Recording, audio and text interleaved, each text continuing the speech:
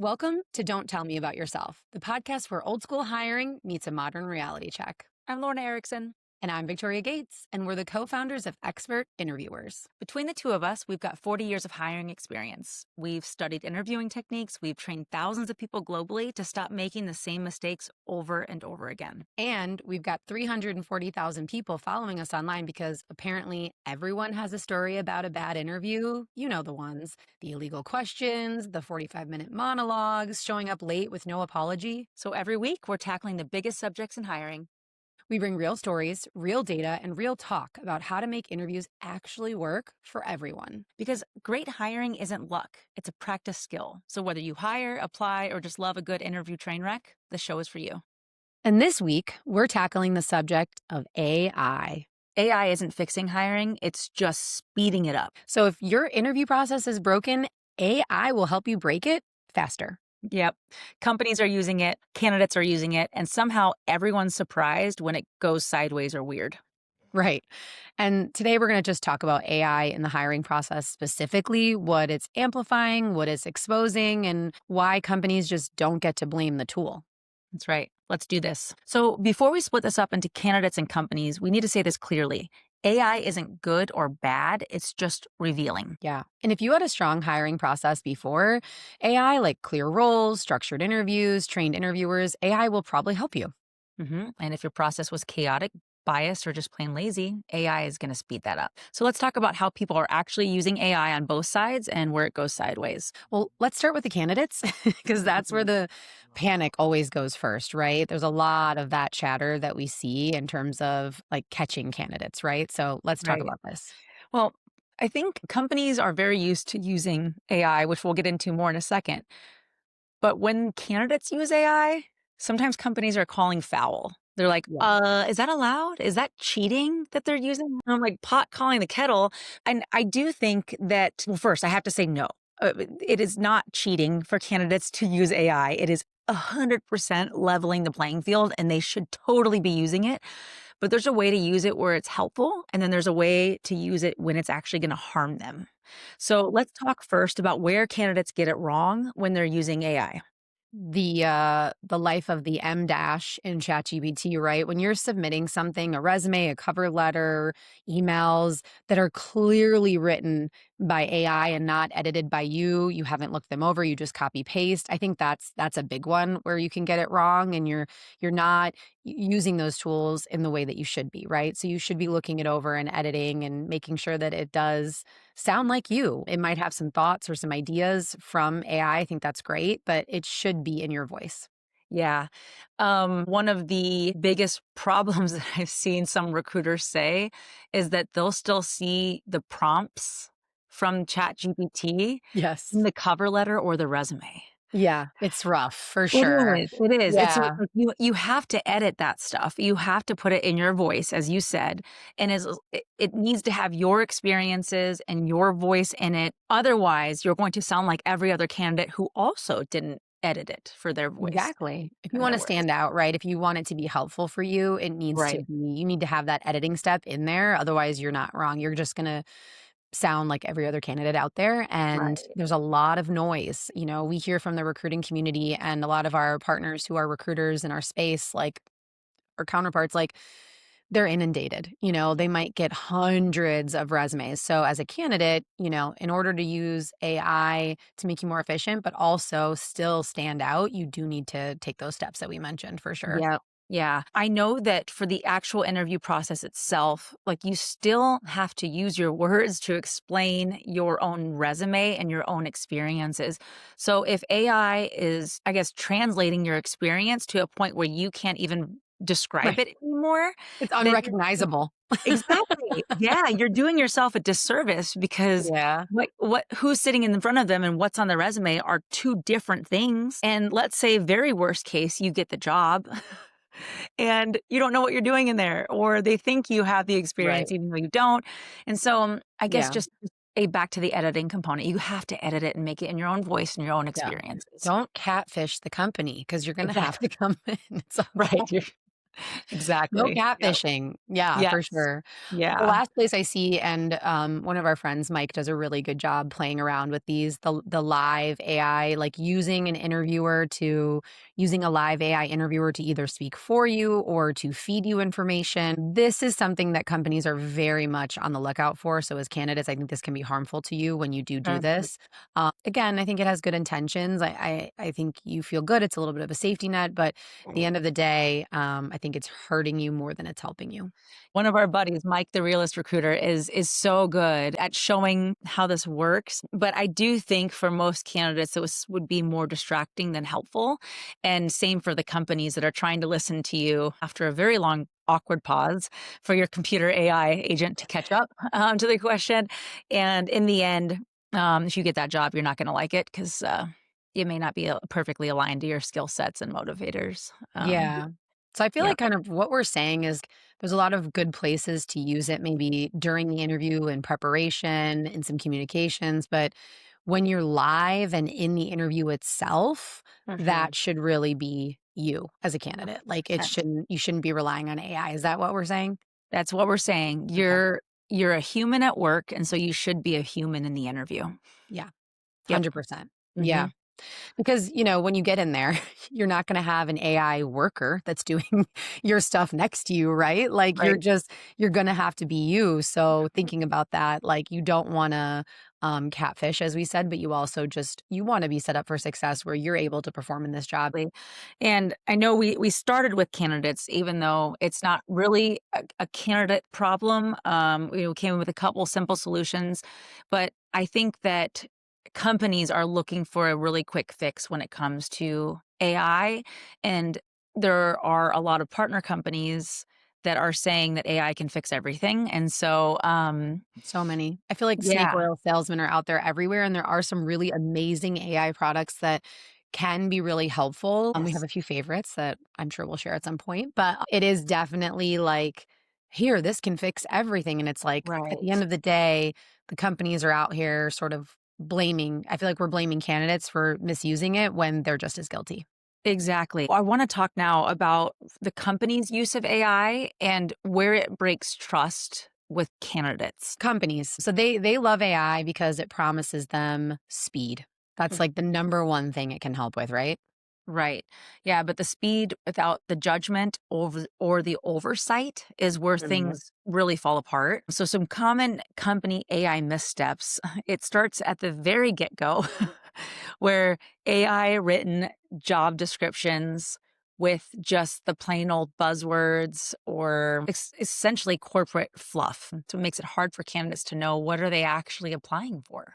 Yeah. Well, and tying back to what we said to candidates about their resume or their experiences, it needs to sound like you. And if you Right. need to stand out, and as a company, it is an employer's job market right now, but your company's brand is out there. And this is something that is really important and critical that you're editing, you're reflecting, you can use AI to help you with some of these things. I think it's great, but it shouldn't be straight from AI description to posting, right? There should be that Right. oversight and judgment, like you said earlier. Absolutely. The consulting mindset here shouldn't be just consulting with AI. It's consulting with your business partners who have an invested interest in this candidate working out. And so instead of relying 100% on AI on this, you're going to your partners and saying, hey, do we all define our right answers in the same way? If not, let's work through this now.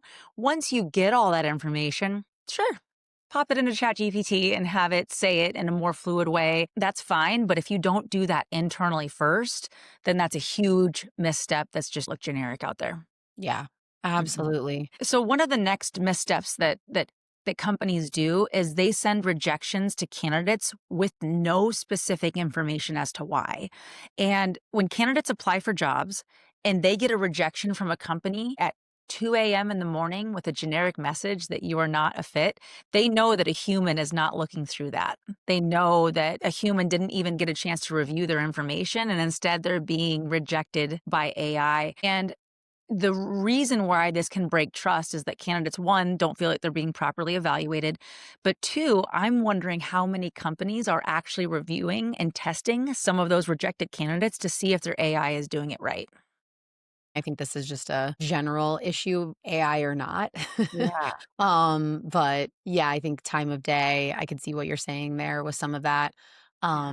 I also think when you get it too fast, I think some of the AI systems, it's like you submit an application, and I've heard from people on our in our comments and DMs that, when you get a rejection, like within minutes, it's like a human didn't, right? Right. So it's not just about the time of day or what the quality of the message is, Yes. but also the time in between, right? Yep. It's very obvious.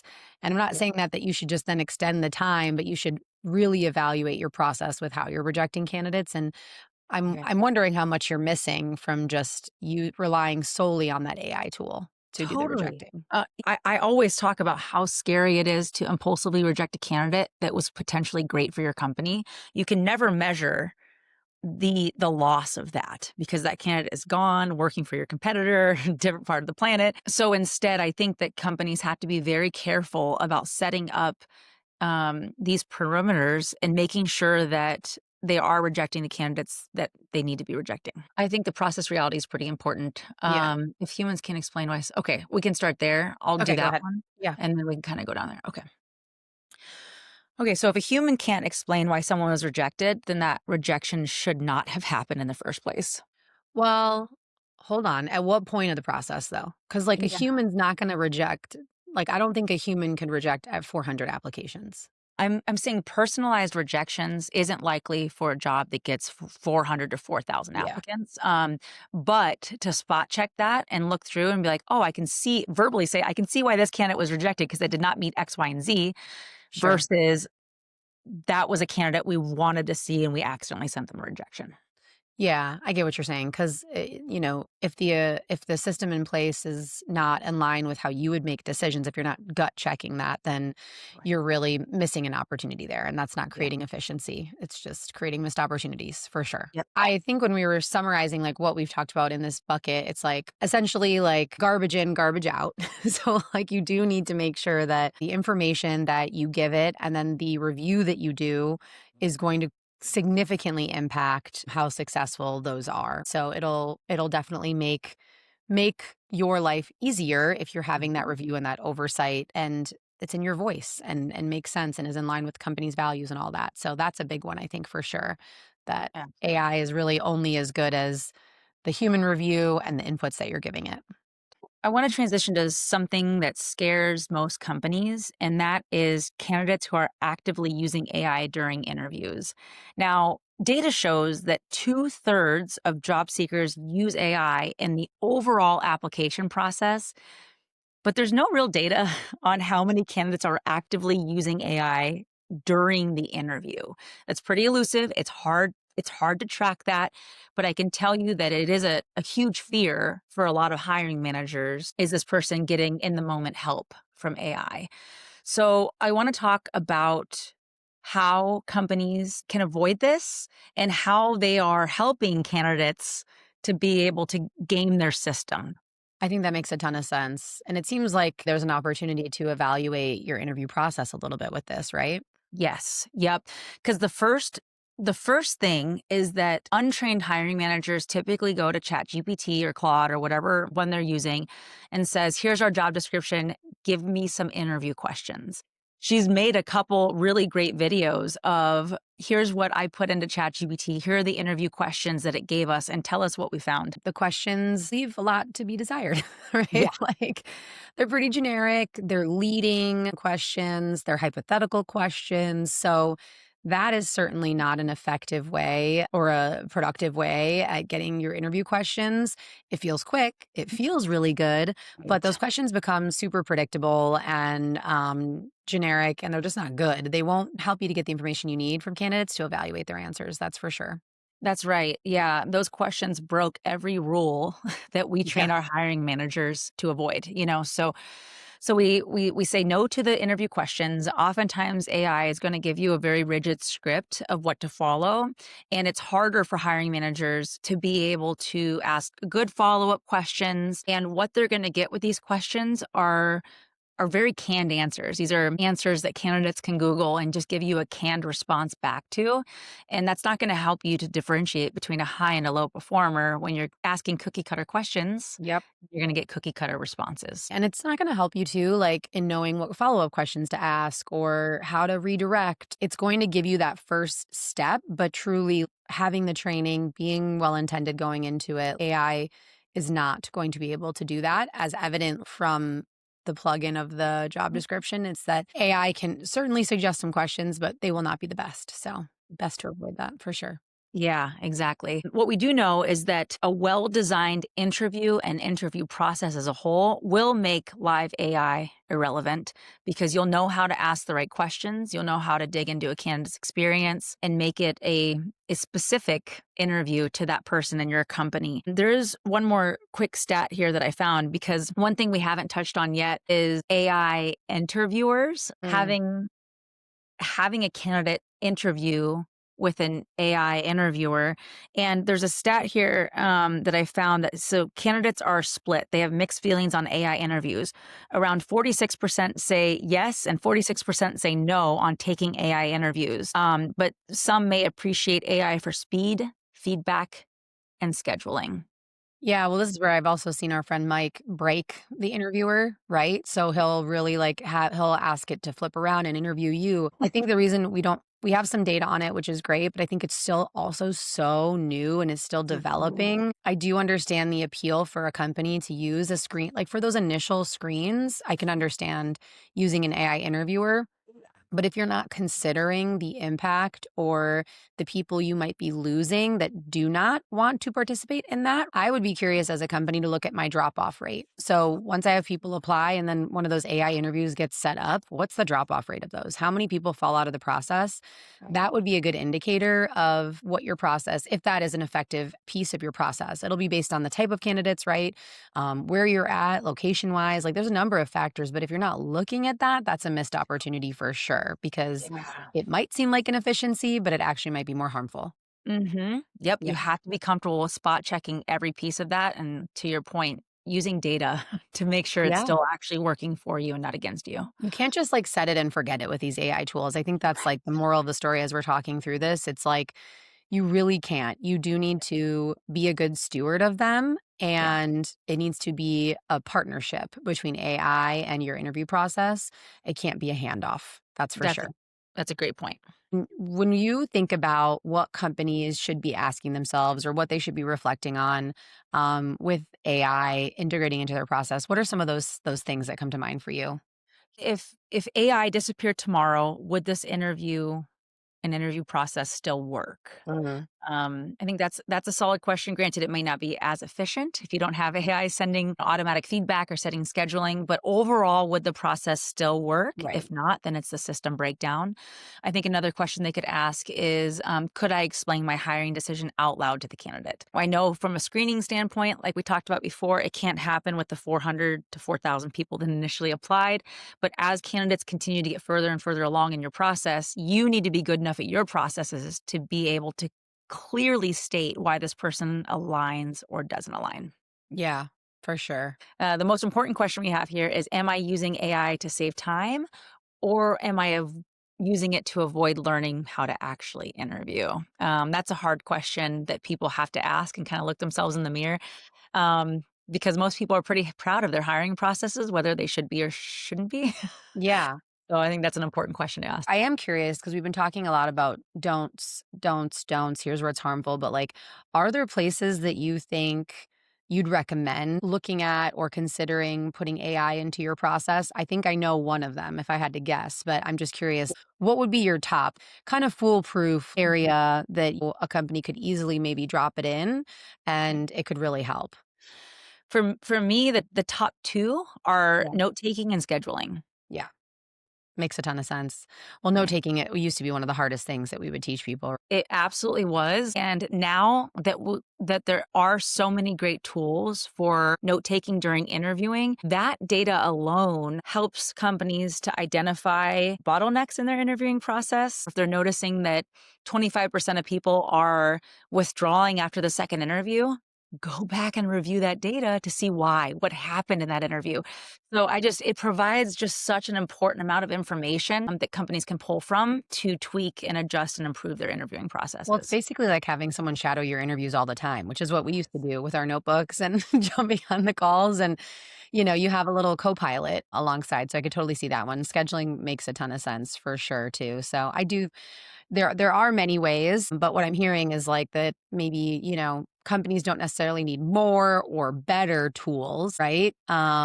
Is that accurate to what you're Yeah, thinking? 100%. They Yeah. don't need more tools or better tools. They need interviewer training to make those tools work for them. Or Mhm. just interview process updates in general, right? We talked about like if you're putting it over a broken process, it's really a waste of everyone's time. Interview training can definitely be a part of that for sure. Evaluating your interview process and saying, "Hey, would this still work with or without AI?" is a really great gut check for sure. Absolutely. Yep. Okay, well, we've talked so much today, and I want to move into talking, our dear expert interviewers segment. So we do this every week where we want to hear from you, and you guys submit stories, or you might submit feelings. We might grab them from our comments, DMs. If you have your own example or something you want to share with us, you can send it to hello@expertinterviewers.com. But I wanted to share a few opinions or quotes about AI from both sides, directly from some people that we interact with. So here's a couple that stood out to me. The candidate is where I'm going to start. A lot of Mhm. times these can be negative, so just a warning, trigger warning. Okay. The first one that really stuck out to me was a comment from someone that said, "So a robot decides if I can feed my family." Yep. That one hurts. That stings, Mhm. right? And it just goes to show how much candidates just wanna be well evaluated when it comes down to it. That one hurts, something that Yeah. companies need to hear. Another one that stood out to me was, so we basically have to use Chat GPT to beat the ATS. Like, this is one that comes up a lot in terms of like, are the AIs just battling each other? Right. And that's a And common feeling, maybe from both sides, the battle of the AI robots. it's like feeling like it's leveling the playing field. Let's have these AI Mhm. bots, fight it out until we can get to the human and human interactions. And the last one from the candidates is like, why is the AI like a secret? Why do we have to be so secretive about using AI? And they want the companies to tell them when they're using it too. So Right. that one really resonates with me in the sense of like, it does not need to be so secretive. We all know each other is doing it and using it. So let's just be Right. transparent and upfront about it. Let's communicate around how and where. And if you, Yes. as a company, if you have restrictions on where you want candidates to be using it or not, like put that boundary in place, like throughout your application process or wherever you need to insert it. I think there's a way to communicate, hey, here's where it's acceptable to use AI when interviewing with us, and here's where it's not. And that's not Yeah. giving candidates the answers to the test. That's setting a Mm. boundary and saying, here's what's acceptable. So if you're worried about those people leveraging it during their live interviews, that's a great way to at least put a stop to it from the beginning and let them know it's not Yes, okay. yes, Yeah. setting that boundary and making sure that they understand it's because we care about you. We want if you get this job, we want you to like this job and to be able to do this job, because nothing's Totally. worse than coming in and leaving 2 months later because you couldn't do it. So, Yep. yeah, you can definitely phrase that in a way to show the benefit for the candidate as well. Yeah. Yeah. So here's from the flip side of that, right? What do employers, what do companies say as it relates to it, right? We literally can't review every resume. We're inundated, we're flooded, we're overwhelmed, and that's a combination of the job market where we're at and also the technology, right? Ramping up. So it's kind of that like perfect storm, I would say. And I think that that's valid. Like I don't think that they're wrong for that. It is very difficult for a Mhm. human to review every single resume. And we talked earlier about some possible solutions for that, right? Some spot checking and Right. some ways to do that. But I feel that one. I can understand Totally. the pain. And to the company's defense here Yeah. is that there are AI tools now for candidates to push one click and to be automatically applying for 100 roles, you know? Yeah. I get that they're inundated with that amount of information. It's just you have to have human spot checking, and same with candidates. If Hmm. you're interviewing, if you push a button and it automatically applies for 150 positions, you better go through those and make sure that they actually align with what you wanna do, and if not, wrangle that AI assistant in a little bit and say like, Hmm. these aren't the exact jobs, and that'll save space in Yeah. those recruiters folders as well. Totally. Another one that stood out to me was AI isn't making the decision, right? AI is not hiring or firing anyone. I'm doing that.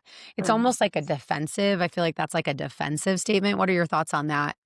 I'm not sure. Like, where are they No. saying that in the process? Like, Yeah, I think they're trying to defend the fact that like we're using it throughout our process, but they're not making the AI is not making the decision. And what I think of when oh, I hear that is like they're not making the final decision, but what impacts did your AI hmm, have leading up to that that did influence the decision? Because, totally. like we said, you might be disregarding people that had you done a spot check or had you checked in would have still gotten through. So I wonder, does your final candidate pool actually reflect the best possible talent, or does it not? Right, Right. and that would make the impact of the decision actually part of AI or inclusive of AI. Yes. So it's just interesting. Yeah. It is interesting. Companies have to be brave enough to pull back the curtain and really review their processes, and Yeah. that's scary for some. What we're saying is like AI isn't the villain, Right. but it's certainly not the hero, right? That everybody wants it to be or Yeah. makes it out to be. So it's a tool, and that tool is going to amplify whatever systems you have in place, right? If your Yeah, processes are strong, AI is going to help that. If it's super messy and chaotic and biased, AI is going to make that messier faster.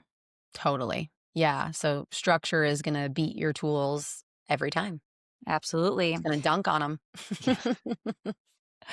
Well, thanks for listening this week. And we're just going to leave you with don't be that interviewer. Yeah. Always and forever.